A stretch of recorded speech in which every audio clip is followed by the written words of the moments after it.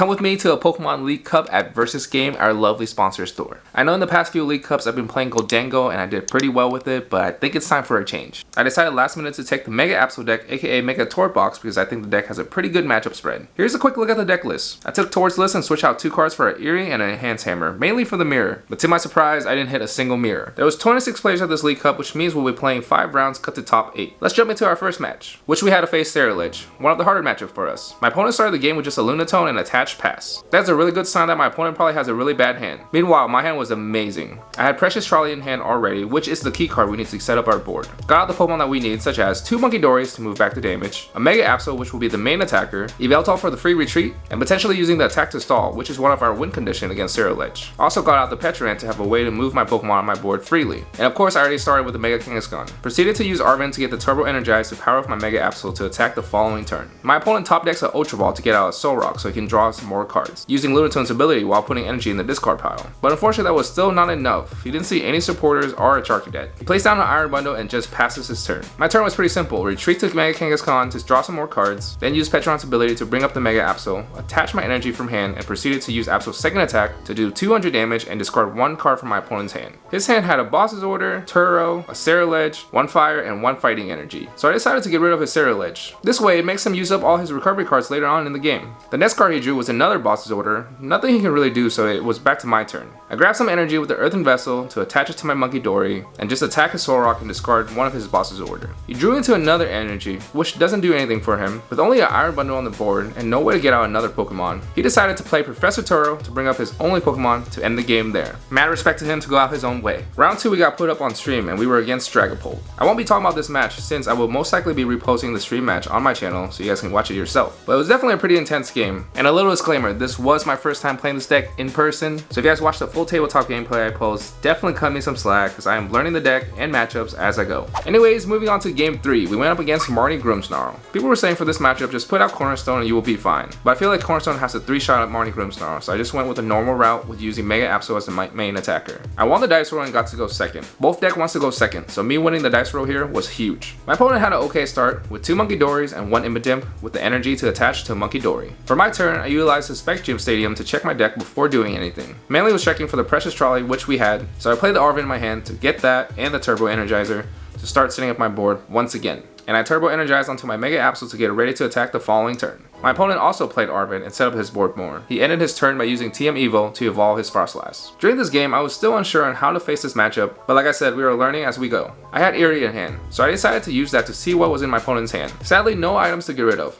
I attached a Dark Energy to Munkidori so I can move the damage to his active Pokemon because I was planning to knock it out. We don't want to leave any damage on board for this matchup. Then I play Energy Switch so I can start attacking with Absol. But I did misplay here, because I switched the energy from Munkidori when I should be switching it out of my Mega Kangaskhan. Anyways, I knocked out his Munkidori and got rid of the Boss's Order in his hand, so he can't knock out my Latias on the bench to catch up on prizes. But honestly, that didn't really matter because I saw 2 Arvens in his hand that can get out a Counter Catcher, which is exactly what he did next turn after evolving into Marnie Grimmsnarl. He proceeded to knock out Latias and spread some damage around. First, I Pokegear, which I hit an Iono, which is really good to bring his hand down to 4 cards. I had Counter Catcher in hand, so I decided to play that before Ionoing him. I decided to target the Frostlass so the damage doesn't keep ticking. And once again, I misplay again here after Iono, cause I forgot he knocked out my Latias, so I don't have a way to retreat. So all I did was just attach a Dark to Monkey and ended my turn sadly. My opponent had Lily's Determination, so he got to reset his hand and then punch my Mega Kangaskhan in the active. Luckily, I did have a Penny in hand, so I made sure to draw some cards first and penny up the Mega Kangaskhan. And since my opponent already had 3 damage counters on his Grimmsnarl, I just moved 3 damage counters over to knock it out with Absol's first attack. My opponent couldn't do much his next turn, except for Counter Catcher up my Mega Kangaskhan to stall. He then Iono me and recycled some resources back with Super Rod. I either got Iono into Petrant or I drew into it with Mega Kangaskhan. So of course I put that down. I moved 3 damage counters from Munkidori to his Frostlass, which already had 3 damage from it for a few turns ago. Pinning up the Munkidori with the energy, so that way we can have that energy to put on the other Munkidori to move damage again to knock out the Frostlass. Then I knocked out his Impidimp with Mega Absol, and I got rid of the Marnie Grimmsnarl in his hand. And with his board state with only 2 Munkidoris, he realized that there was nothing nothing he can really do, so that was GG. We're now with a record of 3-0, which means we can just ID round 4 and 5, and we're still guaranteed top 8. And once again, for anyone that doesn't know, ID stands for intentional drawing. Since my opponent and I know we can make top cut, we can just ID,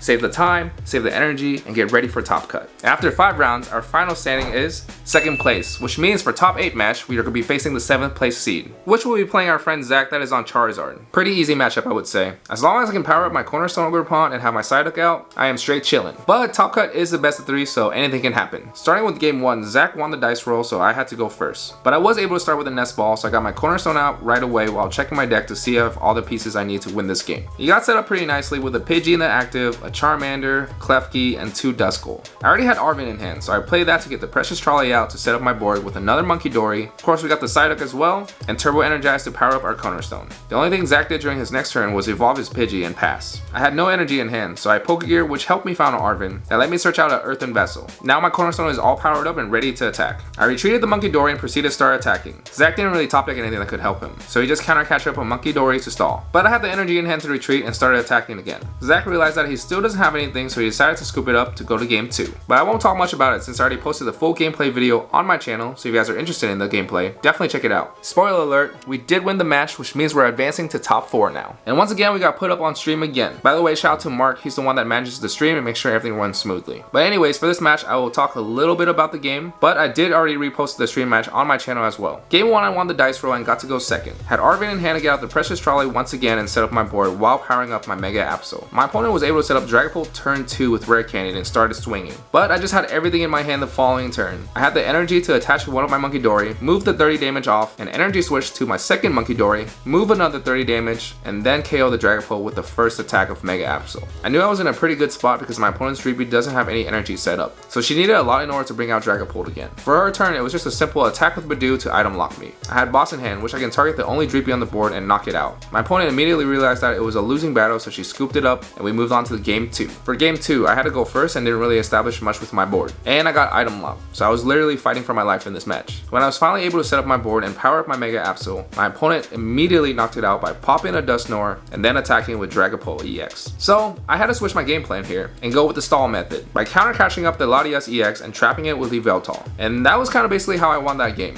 You guys should definitely go watch the full gameplay for this one because it was so intense. Moving on to the finals, I knew I had a huge advantage because for the other top 4 match, it was a Zard mirror. So regardless what happens, I'll be facing a Zard. And just like my top 8 match, as long as I can set up Cornerstone and have Psyduck out, I am straight chilling. There's not much to say about it. They did stream the match, but I probably won't be reposting that since there isn't much to see.